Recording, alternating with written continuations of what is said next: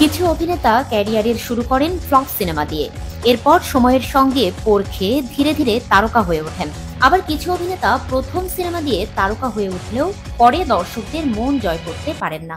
এমনই একজন বলিউড অভিনেতা অর্জুন কাপুর এবার ৩৫০ কোটি রুপি বাজেটের সিনেমায় অভিনয় করতে যাচ্ছেন।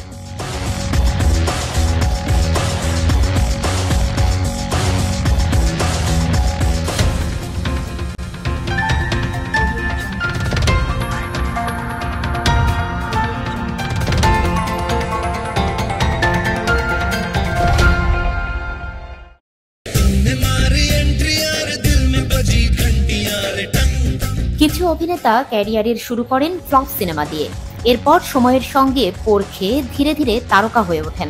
আবার কিছু অভিনেতা প্রথম সিনেমা দিয়ে তারকা হয়ে উঠলেও পরে দর্শকদের মন জয় করতে পারেন না। এমনই একজন বলিউড অভিনেতা অর্জুন কাপুর এবার ৩৫০ কোটি রুপি বাজেটের সিনেমায় অভিনয় করতে যাচ্ছেন।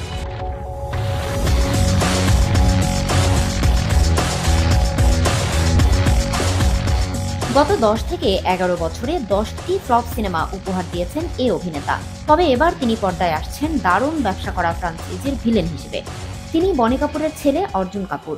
বলিউডে অর্জুন কাপুরের অভিষেক ইশক জাদে দিয়ে ছবিটি বক্স অফিসে চুটিয়ে ব্যবসা করে। এরপর অর্জুন কাপুরকে দেখা যায় ব্যবসা সফল গুন্ডে ও টু স্টেটসে। কিন্তু এরপরই অর্জুন কাপুরের ক্যারিয়ারে নেমে আসে হিট খরা। একের পর এক ফ্লপ হতে থাকে তার সিনেমা। এই সাফল্য খরার মধ্যেও শাহরুখ খান, কাজলের সঙ্গে করণ জোহরের একটি সিনেমা ফিরিয়ে দিয়েছেন অর্জুন কাপুর। নির্মাতা নিজেই এ তথ্য জানিয়েছেন, যদিও প্রজেক্টের নাম জানাননি। অর্জুন কাপুরের হাতে এখন আছে রোহিত শেঠির সিংহাম অ্যাগেইন। এ ছবি দিয়ে হিটের দেখা পাওয়ার আশা করছেন তিনি।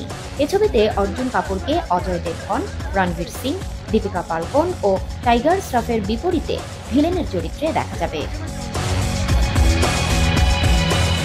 ছবিটি ৩৫০ কোটি টাকার চড়া বাজেটে নির্মিত হচ্ছে।